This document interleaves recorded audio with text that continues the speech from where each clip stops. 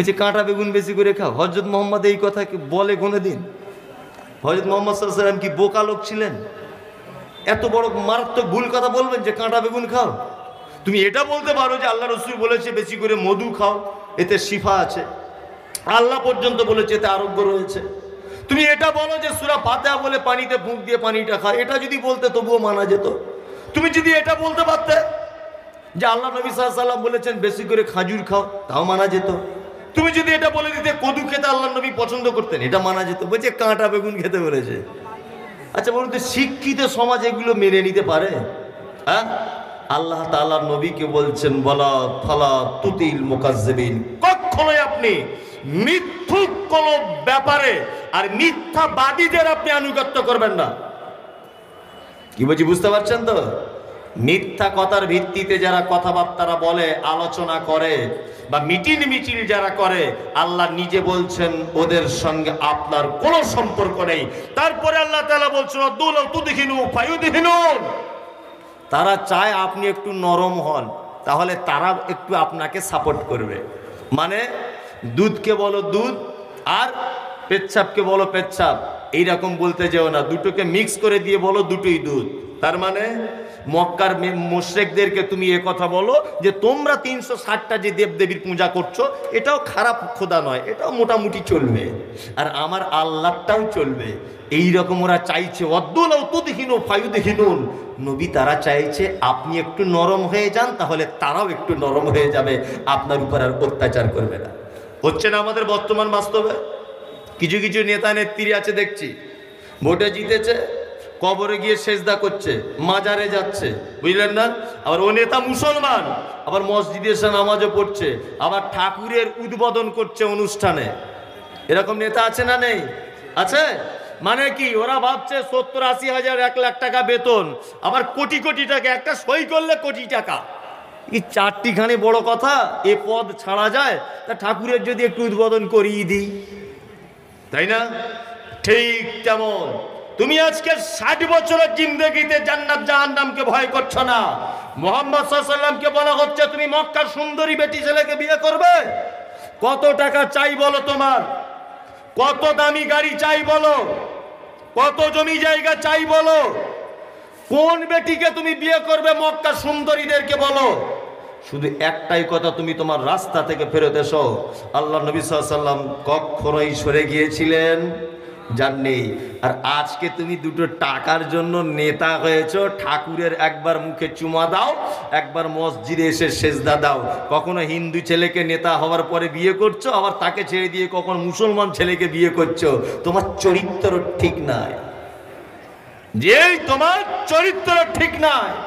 ঠিক কেমন 1500 বছর আগেও ঠিক আল্লাহ এই কথা বলেছেন, মক্কার মুশরিকেরাও এটা চেয়েছিল, আদুলাউ তুদহিনু ফায়ুদহিনুন, আপনি নবী একটু নরম হয়ে যান, তাহলে তারাও একটু নরম হয়ে যাবে। বিশ্ব নবী তিনি অটুট ছিলেন, একদম জায়গা থেকে সরেননি। তারপরে আল্লাহ তাআলা বলছেন ওয়ালা তুতি কুল্লা হাল্লাফিন মাহিন, আপনি কখনোই তাদের অনুসরণ করবেন না। কাদের? যারা কথায় কথায় আল্লাহর কসম, জি কথায় কথায় কসম যারা করে, কথায় কথায় কিছু হলে আল্লাহর কসম করে বলছি, মায়ের কসম করে বলছি, নানির কসম করে বলছি, ইত্যাদি ইত্যাদি নানান ব্যাপারে যারা কসম করে, আল্লাহ তাআলা তিনি কি বলছেন? আপনি নবী এদের সঙ্গে সম্পর্ক রাখবেন না। উতুল্লিম বাদা যালিকা জানেন, যারা খুব কর্কশ ভাষী, উদ্বেগী, বদমেজাজি, বদমায়েশ, এদের থেকে আপনি দূরে থাকবেন। আল্লাহ নবী সাল্লাল্লাহু আলাইহি ওয়াসাল্লামকে পথ নির্দেশনা দিচ্ছেন, এক, মিথ্যাবাদীদের সঙ্গে মিশবেন না, আনুগত্য করবেন না। যারা বলে এটাও ভালো ওটাও ভালো, দুটো কখনোই ঠিক হতে পারে না, এদের সঙ্গে আপনি মিশবেন না। কিছু হুজুর আছে আমলের ব্যাপারে আমাদের এরকম বিভ্রান্তি করে দিচ্ছে না? বলছে আমিন বললেও হবে, না বললেও হবে, দোয়া করলেও হবে, না করলেও হবে, বুঝলে না? বলছে পায়ে পা দিলেও হবে, না দিলেও হবে। মরে গেছে একটা মানুষ, কোরআন একটু পড়লেই বা অসুবিধা কি, না পড়লেই বা ক্ষতি কি? যে কিছু হুজুর আছে এরকম সেটিং করে চালায়। আবার কিছু বক্তা আছে, আমার সব থেকে বড় খারাপ লাগে, এই মালদা জেলা এলাকাতে চলছে, ছি ছি ছি ছি, মানে যাদের মাজার করা হবে মরণের পরে তাদেরকে আহলে হাদিসরা বক্তা করে আনছে, আর বড় বড় সাইকুল হাদিসে স্টেজে বসে আছে, তাদের বক্তব্য শুনছে। আশ্চর্য ব্যাপার, এরকম 2-4টে বক্তা আছে আপনাদের মালদা জেলাতে ঘুরছে, খুব হুঁশিয়ারি করে থাকবেন কিন্তু বলে দিলাম। কি বলছি বুঝতে পারছেন না? হ্যাঁ, হানাফি জায়গায় বেদাতি জায়গায় গিয়ে দাঁড়িয়ে কিয়াম করছে, আর এখানে এসে সেটিং করে দিচ্ছে, এক হাতে সালাম করছে, আর কোনোদিন নামাজ পড়বে না, দেখবেন লক্ষ্য করে ও নামাজ পড়বে না, বলবে আমি পড়ে এসেছি, পড়ে আসিনি, ও যদি গোলমাল হয়ে যায়। কি বলছি বুঝতে পারছে না? আর আহলে হাদিস বলে দাবি করছে এরা চূড়ান্ত ভাবে, তারপরে এইরকম বক্তাদেরকে প্রধান বক্তা করে আনছে যারা মারা গেলে মাজার করা হবে। আমি নাম বলে দিতে পারি কিন্তু বলবো না, নাম বললে মানুষ তো কিছু শ্রোতা তো থাকে, তাহলে বলবে আপনার কি জ্বালা ধরেছে। আমার কোনো জ্বালা ধরেনি, আমার কোনো জ্বালা ধরেনি। আল্লাহ আপনাদের ব্যাপারে বলেছেন, আমার ব্যাপারে বলেছেন, ও আমিলাতুন নাসিবা তাসলা নারান হামিয়া। এক শ্রেণী মানুষ তারা আমল করবে, আমল করার পরেও তারা জাহান্নামে যাবে। কারা তারা? আপনি বুঝতে পারছেন না কারা তারা? এই জন্য আপনাকে বলছি, আমল করার আগে ভেবে চিন্তে করিয়েন, আর কাউকে কিছু জিজ্ঞাসা করার আগে অন্তত পক্ষে ভেবে চিন্তে জিজ্ঞাসা করিয়েন যে এর কাছে জিজ্ঞাসা করা যাবে কিনা কোনো ব্যাপারে। আমি বড় আলেম এটা আমি বলছি না, আমি প্রথমেই বলেছি আমি আলেম নয়, তবে বক্তব্য আলাদা সাবজেক্ট, এটা প্রথমেই আপনাকে বলে রেখে দিয়েছি। অবশ্যই আমি কথা বলে দিয়ে গেলাম, এই রকম বহুরূপী থেকে আপনি নিজেকে বাঁচাবেন। হয়তো গলার কণ্ঠটা ভালো, ভালো বলতে পারে, সব ঠিক আছে, আপনি তাদেরকে কেন আনতে যাবেন? ছি ছি ছি ছি। আপনার কাছে সঠিক হাদিস কোরআনে আলেম নেই? পশ্চিমবাংলাতে সঠিক হাদিস কোরআন, সঠিক আকীদার বড় বড় আলেম নেই? তাদেরকে বাদ দিয়ে কোথায় বেদাতি ভণ্ডদেরকে গলার সুর ভালো, কণ্ঠ ভালো, তাকে বক্তা করে নিয়ে চলে আসছে। অনেক জায়গাতে দেখছি, বিশেষ করে মালদার দিনাজপুরে। গোপনে ফোন করবেন আমাকে, বলে দেবো কোন কোন বক্তাই এই কাজ করছে, তারা মরে গেলে তাদের মাজার করা হবে। আহলে হাদিস তাদেরকে বক্তা করে আসছে। আমাদেরকে একটা স্টেজে জীবনে কেউ ডাকে না, কেউ ডাকে না, জানে ডাকলে বিপদ আছে। আল্লাহ তাআলা নবীকে আবার বলছেন, আনকানা জামালি ওয়া বানিন, যাদের অতিরিক্ত মালের গরিমা রয়েছে, মালের যাদের অহংকার রয়েছে। আমাদের এখানে কিছু মানুষ বর্তমানে নেই, কালকে রিক্সা চালাতো, ছেঁড়া প্যান্ট পরে ঘুরতো, আজকে দুতলা বাড়ি করেছে, লটারিতে পড়েছে নাকি, হারাম যেমন করে ইনকাম করেছে। মাদ্রাসার সাইকুল হাদিস ভাদু থেকে যদি যায়, সালাম করতে চায় না, বলে যদি সালাম করলে পয়সা চায়। এরকম ভাবে কি হবে না? তা গরিব নয়, ধনী যারা নিজেদের আত্ম অহংকারে মারা যাচ্ছে, নিজের বেটা, নিজের মাল, নিজের সম্পদ, এইসব নিয়ে যারা আত্ম অহংকারের ভিতরে আছে, আল্লাহ তাআলা নবীকে বলছেন, নবী আপনি তাদের থেকে একদম দূরে থাকবেন। তবে মাল অহংকার বাড়ায় এটা 100%, মাল অহংকার বাড়ায় এটা 100%। আপনি আজকে মনে মনে করছেন এই লোকটা এত ধনী লোক, তারপরে মাদ্রাসায় দান করলো না, ওর জায়গায় যদি আপনি থাকতেন আপনার চরিত্রটা ওই রকমই হতো। কি বলছি বুঝতে পারছেন না? ওর জায়গায় যদি আপনি থাকতেন আপনার চরিত্র কি তেমনই হতো, কোনো কম বেশি হতো না। আল্লাহ তাআলা বলেন, নবীরে সারা পৃথিবীতে যত মানুষ রয়েছে, কার সঙ্গে আপনি মিশবেন আর কার সঙ্গে মিশবেন না, তার আর একটা সিরিয়ালে এরা রয়েছে, যাদেরকে পৃথিবীতে মাল দেওয়া হয়েছে, যাদেরকে বেটা দেওয়া হয়েছে, যারা সম্পদের বড়াই করে, এই সমস্ত লোকের কাছ থেকে আপনি দূরে থাকবেন।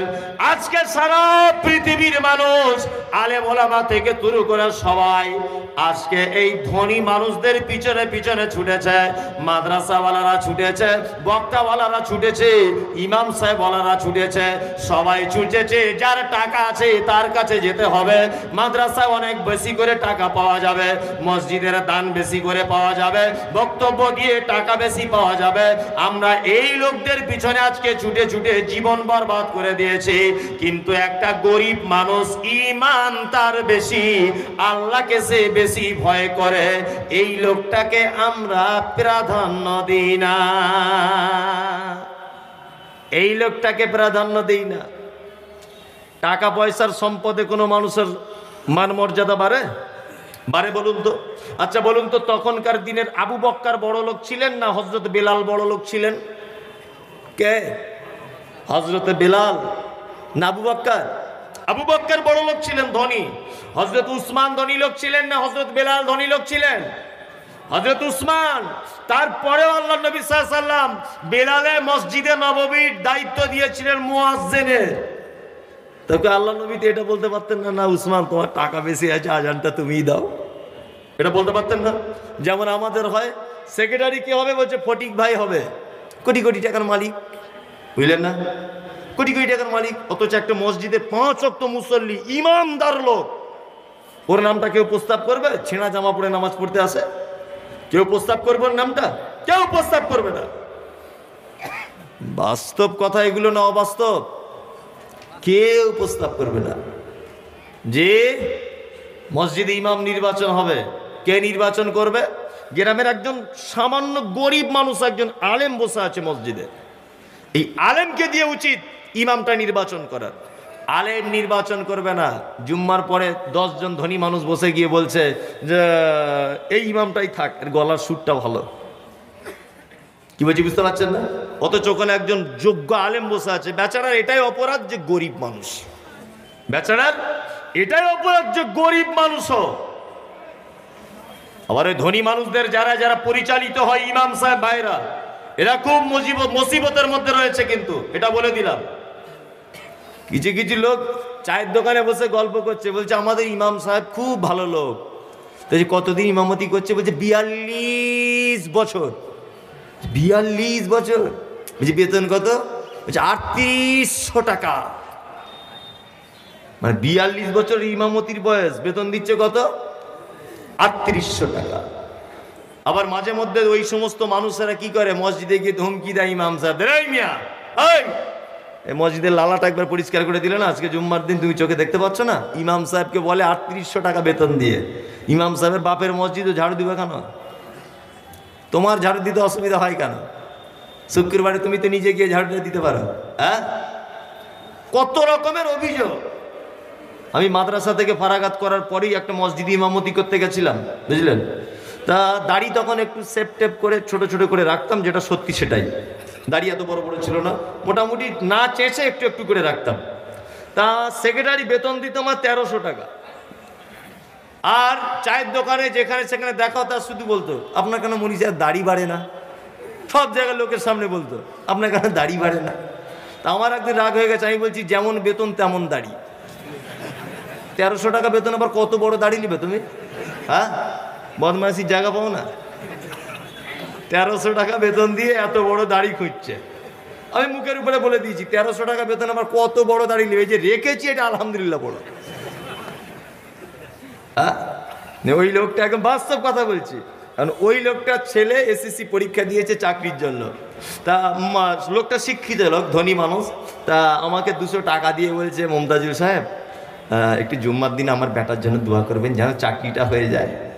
তা আমি ছোট থেকে খুব বদমাশ, তো আমার মায়ের 4 বেটির পরে আমি একটা বেটা, মানে আমার মতো বদমাশ গ্রামে আর কেউ ছিল না। না, আমার মা জ্বলন সহ্য করতে পারেনি, মাদ্রাসায় ভর্তি করে দিয়েছিল, বুঝলেন না? আজকে আপনার এখান পর্যন্ত পৌঁছিয়েছি। তা যে কথা বলছি আপনাকে, তা 200 টাকা দিয়ে বলছে একটু দয়া করে দোয়া করে দেবেন। তা আমি তো খুব মানে বদমাশ ছেলে, জুম্মার দিনে ঠিক সুর করে করে দোয়া করছি, বুঝলেন? নামাজের পরেই রব্বানা আতেনা, আল্লাহ 200 টাকা দিয়েছে, ছেলে চাকরি করে দাও না, কিন্তু বেতনটা যেন আমার মতো হয়, বুঝলেন? যেই বলেছি নামাজের পরেই আমাকে ধরেছে, ওই যে মমতাজির ভাই আপনি এইরকম দোয়া গান করলে হয়েছে হারাম খোর, আমার 1300 টাকা তুমি বেতন দাও, আমার যদি চলে তো তোমার বেটারও 1300 বেতন হলে তোমায় কেন চলবে না? হ্যাঁ, বদমাইশির জায়গা পাও না মাদ্রাসায়। যা আমি তো বলে দিয়েছি এটা সব জায়গাতে, এখানে যত বড় আলেম থাক, আমি এটা সব জায়গাতে বলে দিয়েছি, পৃথিবীতে 2টো লোক যদি জান্নাতে না যায় তাহলে জান্নাতে কেউ যেতে পারবে না, কেউ যেতে পারবে না জান্নাতে। 2টো লোক যদি পৃথিবীতে জান্নাতে না যেতে পারে, কেউ জান্নাতে যাবে না, এটা আপনাকে বলে দিলাম। আজকে কিয়ামতের মাঠে যদি আপনার সঙ্গে দেখা হয়, এই কথাটা আপনার সঙ্গে আমার মেলানো থাকবে। এক, মসজিদের ইমাম সাহেবরা আর মাদ্রাসায় যারা শিক্ষকতা করে, এরা যদি জান্নাতে না যায়, পৃথিবীর আর কেউ জান্নাতে ঢুকতে পারবে না। আর পৃথিবীতে যদি আল্লাহ কাউকে আগে জান্নাতে দেয়, মাদ্রাসার শিক্ষকদের ছাড়া কাউকে আগে জান্নাতে ঢোকাবে না। পৃথিবীর মানুষদের কথা বলছি। যদি বলছেন আপনি এটা হাদিস কোরআনে বললেন, সব কথা হাদিস কোরআনে থাকে না, আপনাকে নিজের বিবেক দিয়ে বুঝতে হয়। যে আপনাকে যদি এখন বলি যে আম খেতে হবে, এটা কোন হাদিস আছে দেখান, দেখাতে পারবেন আপনি? যদি বলি যে ফজলি আম খেতে হবে, এটা কোন হাদিসে আছে আপনি দেখাতে পারবেন? সব কথা আপনি হাদিসে পাবেন না। ইসলাম বর্তমান বিশ্বে যদি টিকিয়ে রাখার সব থেকে ভালো ব্যবস্থা আর কঠিন পরিশ্রম যদি করে থাকে, আর এর বিনিময়ে দুনিয়াতে যদি অপমান ভোগ করে, তাহলে মাদ্রাসার শিক্ষকেরা করে। কি বলছি বুঝতে পারছেন না? একটা সাইকুল হাদিসকে কিভাবে কথা বলতে হয় শুধুমাত্র দুটো টাকা আদায় করার জন্য রমজান মাসে, এটা আপনার হুঁশ নাই। এনার মতো একজন মানুষ কোনো মাদ্রাসা আদায় করতে যদি যায়, মসজিদে শুয়ে থাকবে রমজান মাসে, কাঁথা নেই, কম্বল নেই, কিছু নেই, চিৎপাত হয়ে শুধু আপনার বেটা মাদ্রাসায় পড়ে আলেম হবে, এই তার অপরাধ, আর কিছু অপরাধ নয়। জান্নাতে যাবে না মানে? আবার যত লোক আছে বর্তমান বিশ্বে, আপনাদেরকে বলে রাখছি শুনে নেন, মসজিদ মাদ্রাসায় টাকা উদ্বৃদ্ধ হচ্ছে পড়ানোর পরে। কত টাকা না? ভাদু মাদ্রাসায় জলসার পরে বাৎসরিক 5 লাখ টাকা বেড়ে গেছে, আর কমিটি শুধু বলছে আমরাই দামি কমিটি। দেখছো, আগের কমিটি টাকা বাঁচাতে পারি না, আমরা বাঁচিয়েছি। এই মিয়া শোনো, তুমি টাকা বাঁচিয়ে রেখে কি করবে? যাদেরকে বেতন 12,000 দিয়েছো, আরো 1,000 করে বাড়াও। টাকা বাঁচিয়ে রেখে তোমার কি করার আছে? অনেক মসজিদ কমিটি বছরের শেষে হিসাব করে বলছে বাহ 70,000 টাকা বাঁচিয়ে দিয়েছি আমরা। তোমার ইমামের বেতন 4,000 টাকা, তোমার লজ্জা করে না? তুমি বলো 70,000 টাকা বাঁচিয়েছি। বদমাইশির জায়গা পাও না তুমি? মাঠে একটা লোক কাজ করলে তার বেতন প্রত্যেক দিন 300 টাকা, আর 24 ঘন্টাও তোমার ডিউটি করে, বেতন দাও তুমি 4,000 5,000 টাকা। আবার কিছু কিছু জায়গায় বলছে না সরকার তো দিচ্ছে। হ্যাঁ, সরকার কত দিচ্ছে? আর সরকার যদি দেয় তো আপনার কেন অত জ্বালা ধরে? হাই স্কুলে হেডমাস্টার মাসে বেতন পায় 70,000, আপনার বেটা স্কুল থেকে বাড়ি এসে ওর বাড়িতে পড়তে যায়, আবার বেতন নেয় মাসে 500 টাকা। নেয় না? নেয় কি নেয় না? তখন আপনার কই প্রতিবাদের ভাষা থাকে না? প্রতিবাদের ভাষা আপনার থাকে না যে হেডমাস্টার তোমাকে সরকার বেতন দেয় 70,000, আবার আমার ছেলেকে প্রাইভেট পড়াবে 1,000, কেন 500 টাকা নিবা? হ্যাঁ, এটাকেও প্রতিবাদ করা যায় না? আর এক গরিব মানুষ বেচারা মসজিদ ইমামতি করছে, মাদ্রাসায় চাকরি করছে, 2,500 টাকা পায় বলে অনেক কমিটি আবার চালাকি করে নিজেদের নামে করেছে। আমি ফতোয়া দিচ্ছি না, আজকে শুনে রেখে দেন, ছোট মুখে বড় কথা নয়। আপনি যত দরেরই মানুষ হন, আপনি আমার সঙ্গে এখানে 5 মিনিট বসে আলোচনা করে যাবেন যে কথাটা আপনি ভুল বললেন। কোনো কমিটি যদি নিজের নামে এই ভাতা চালু করে, তার যদিও বা জান্নাতে যাওয়ার সম্ভাবনা ছিল, ভাতা চালু করার কারণে ও আজ যাবে না, ও আজ যেতে পারবে না। এটা সোশ্যাল মিডিয়ার মাধ্যমে আমি 1 বছর আগে কথা প্রচার করে দিয়েছি। কমিটিতে যাদের নামে ভাতা চালু আছে, কালকে কেটে দিয়ে ইমাম সাহেবের নামে করে দেন। যদি বলছেন ইমাম বারবার পরিবর্তন হচ্ছে, তা আপনার ক্ষতি কি? আপনার ক্ষতি গোটা ইমাম বুঝবে, তা আপনারও তো ইন্টারেস্ট কিসের? কেন বলছি আপনার জান্নাতে যাওয়া কঠিন? এই দেখুন, আপনাকে একটা জিনিস দেখায়, ওখানে যে ফর্ম দেওয়া হয়েছে, ওই ফর্মে 2টো অপশান, আপনি ইমাম না আপনি মুয়াজ্জিন। নিশ্চয়ই ওই ফর্মে আপনাকে লিখতে হয়েছে আপনি একজন ইমাম। আপনি 2,500 টাকার জন্য একটা ঐতিহাসিক মিথ্যা সার্টিফিকেটে লিখে দিলেন আপনি ইমাম। আপনার লজ্জা করলো না? আপনি একবার ভাবলেন না? এটা আপনার মনের চরকাতে ঘোরালেন না কথাটা, যে একটা গরিব মানুষের 2,500 টাকা নিজের কমিটির নামে করার জন্য ঐতিহাসিক মিথ্যা কথা বললাম? আপনি এখনো সূরা ফাতিহা বলতে পারেন না, অথচ ওখানে লিখে দিয়েছেন আপনি ইমাম। যে হুঁশিয়ারি থাকিয়েন।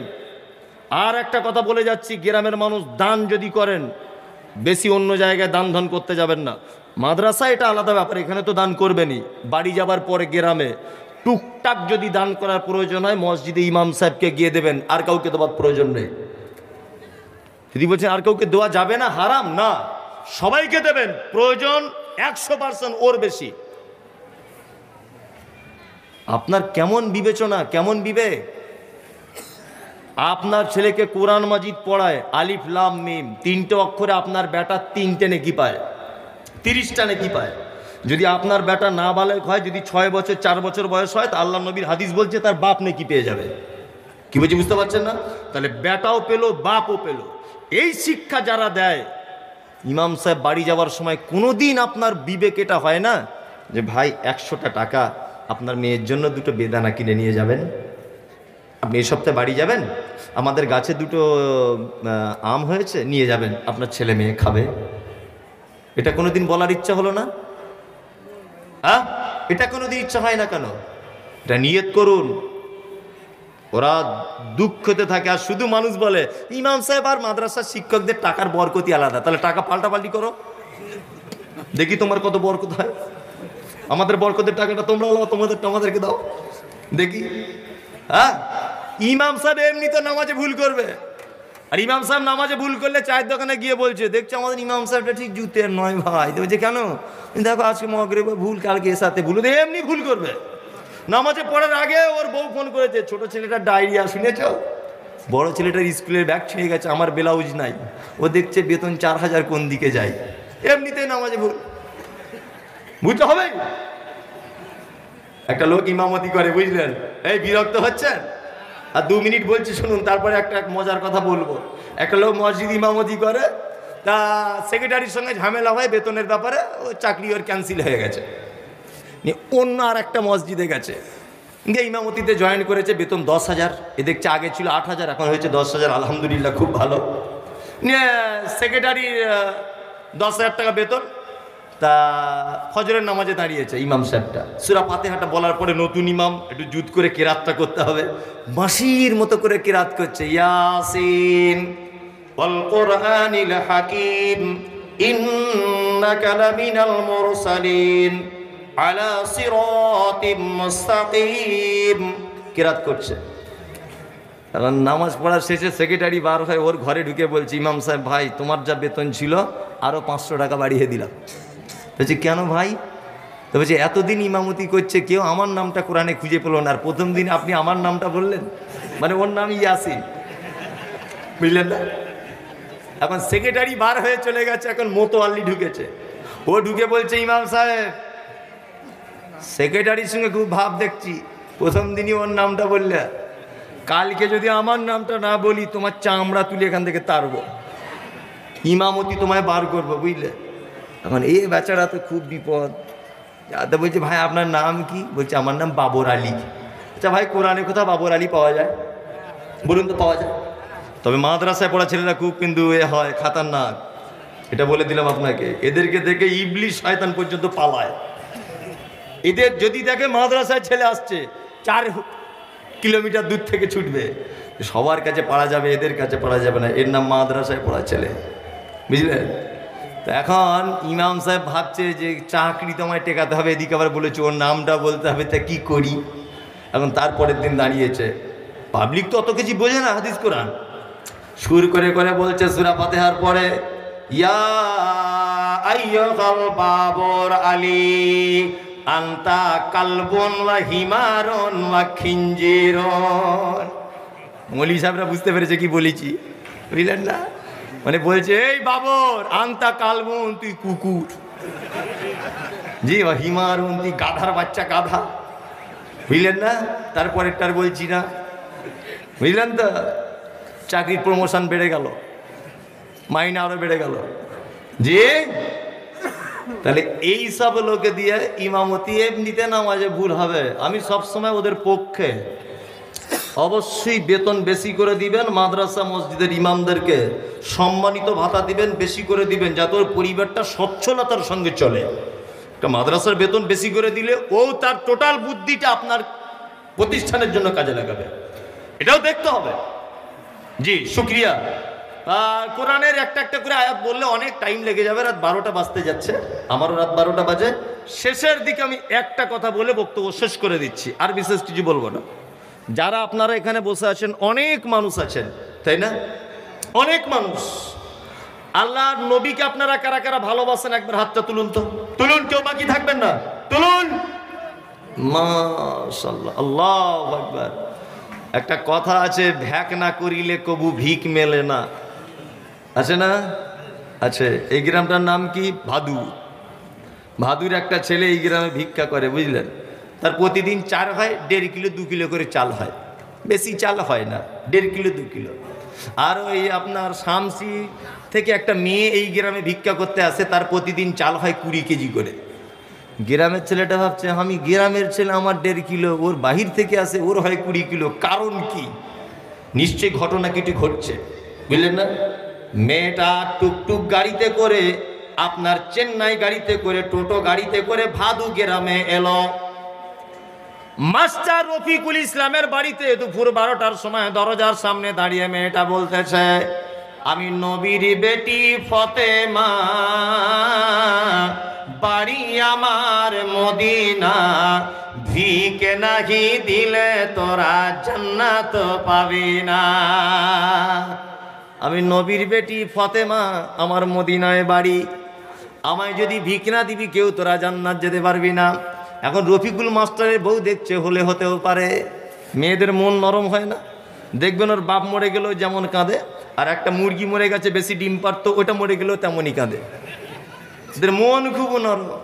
এমন করে বলবে যে আল্লাহ তুই আর দেখতে পেলি না, যে মুরগিটা বেশি ডিম দিত ওইটা কি টেনে নিলি, অনেক সমস্যা, বুঝলেন না? মন খুব নরম। রফিকুলের বউ দেখছে, তাহলে ফতেমা হলে হতেও পারে, হয়তো রূপ সেজে এসেছে। মেয়েদের মন তো অনেক কিছু জাগে। এখন 2 কেজি চাল দিয়ে দে। গ্রামের এই ছেলেটা বুঝতে পেরেছে, উড়ে বাবা এ তো পাক্কা চিটিং বাজরে, নবীর বেটির নামে চাল তুলছে। দাঁড়া তোর 12টা বাজাচ্ছি আমি। এই ফতেমা স্বামীর নাম কি ছিল? হযরত আলী। মেয়েটা আর একটা বাড়িতে গেল, গিয়ে বলছে, আমি নবীর বেটি ফতেমা, বাড়ি আমার মদিনা, ভিকে নাহি দিলে তোরা জান্নাত পাবি না। ছেলেটার সহ্য হলো না, মেয়েটার পিছনে দাঁড়িয়ে গিয়ে বলছে, আমি হলাম হযরত আলী, এতদিন তুই কোথায় ছিলি, তোর প্রেমেতে পাগল আমি, আজকে তোকে ছাড়ব না। তুই যদি ফতেমা হবি তা আমি হযরত আলী। স্বামী স্ত্রী ব্যাপার, যা চাল হবে দুজনে হাফ হাফ বলে মারামারি লেগে আছে, কঠিন ব্যাপার। কিছু আছে ভ্যাক না করলে কিছু ভিক মেলে। রাস্তায় দেখেন না, কিছু মানুষ আছে ব্যান্ডেজ করে ভিতরে দেখবেন গুড় লাগিয়ে রেখেছে, আর মাছি উঠছে পোঁ পোঁ করে। তা নাজেম সাহেবের মতো দয়ালু মানুষ রাস্তা দিয়ে যাচ্ছে, ভাবছেন উনি হয়তো অ্যাক্সিডেন্ট করেছে, আসলেও ঘটনা কিছু নয়, ভিতরে গুড় লাগানো। এরকম লোক পাওয়া যায় না? অনেক মানুষ দেখতে পাওয়া যায়। তা কিছু নিতে গেলে কিছু কে দিতে হয়, ভ্যাক না করলে ভিক মেলে না। আল্লাহ নবীকে ভালোবাসেন, হাত তুলেছেন। কিয়ামতের দিনে যেন নবীর সঙ্গে দেখা হয়, এই আশা কার কার আছে? হাত তুলুন তো, তুলুন তুলুন। হাজির বেটার বিয়ে হলো কাজীর বেটির সাথে, হাজির বেটার বিয়ে হলো কাজীর বেটির সাথে। কাজীর বেটি বলছে আমি যাব সিনেমাতে। হাজির বেটা বলে, ওগো বাপজে আমার হাজি, ওগো বিবি তোমার কথায় কেমনে হব রাজি। কাজীর বেটি দুঃখ মনে কথা নাকি বলে, হাজির বেটা পড়লো ফেরে বোঝাই কোন ছলে। সিনেমা দেখা মেয়ে মানুষ ঘরে রাখা দায়, অবশেষে রাজি হতে হলো নিরুপায়। হাজির বেটা বলে, শোনো শোনো গো সুন্দরী, আমার স্যুট আমার জামা পরো তাড়াতাড়ি। দুই বন্ধুর মতো তারা গেল সিনেমাতে, রাস্তা তাদের জানা আছে সন্দেহ নাই তাতে। বিয়ের আগে কত গেছে হিসাবকে বা রাখে। হলের সামনে দাঁড়িয়ে গেল, লাগলো আলোর ছটা। অনেক দিনের পুরাতন বন্ধুর সাথে হলো দেখা। বন্ধু বলে, ওরে বন্ধু এটা কে তোর হয়? বন্ধু বলে, এটা আমার শালার পরিচয়। এটা এখানে থাক, একটু পরে আবার বলবো, বুঝলেন না? আর একটা বলি, অর্ধেক করে বলবো, ফুলটা একটু পরে বলছি, বুঝলেন না? আদেশ করি, এটা অর্ধেক বলছি। আদেশ করিল আল্লাহ পবিত্র কোরআনে, আর বিবাহ করিতে যত আদম সন্তানের। কোরআনে আদেশে আল্লাহ যদি না করিত, মানুষের বংশ সব ধ্বংস হয়ে যেত। কিন্তু হয় বর্তমানে হতেছে এমন, বেটির বিয়েতে বেটার বাপ নিচ্ছে কত পণ। কেউ সোনা দানা নিচ্ছে, কেউ টাকা করি, কেউ জমি জায়গা নিচ্ছে, কেউ নিচ্ছে বাড়ি। আবার কত বাপজি বলে নিব না কপন, আর বেটা বেটি সাজিয়ে দিক বিয়াই আপন। টাকার বেলায় সাধু সাজে, জমির বেলায় চোর। টাকার বেলায় সাধু সাজে, জমির বেলায় চোর। বর্তমানে বেটার বাপ এমনি হারামখোর। চোর লোকে চুরি করে অন্ধকার হলে, বেটার বাপ করে চুরি দিনের উজ্জ্বলে। হায়রে বেটার বাপ তুমি এমনি লোভী হলে, হায়রে বেটার বাপ তুমি এমনি লোভী হলে। টাকার ওপর তুমি বেটা বিক্রি করিলে। শামসির হাটে শুনি বিক্রি হয় পাঁঠা, শামসির হাটে শুনি বিক্রি হয় পাঁঠা। পাঁঠার মতো বিক্রি করো তোমরা নিজের বেটা। হায়রে বেটার বাপ তুমি এমনি লোভী হলে, পাঁঠার মতো বেটা বিক্রি করিলে। তোর জন্য কত নারী বিষ পান করে, কত নারী গলা দড়ি দিয়ে ঝুলে পড়ে। রাস্তাঘাটে অহরহ অ্যাক্সিডেন্ট হয়, এর জন্য কে বা দায়ী জানো? বেটার বাপ শত শত বেটির বাপের দিচ্ছে অভিশাপ। এটা অর্ধেক বললাম, আর বলবো বলবো অর্ধেক করে বলবো, পুরোটা কখন বলবো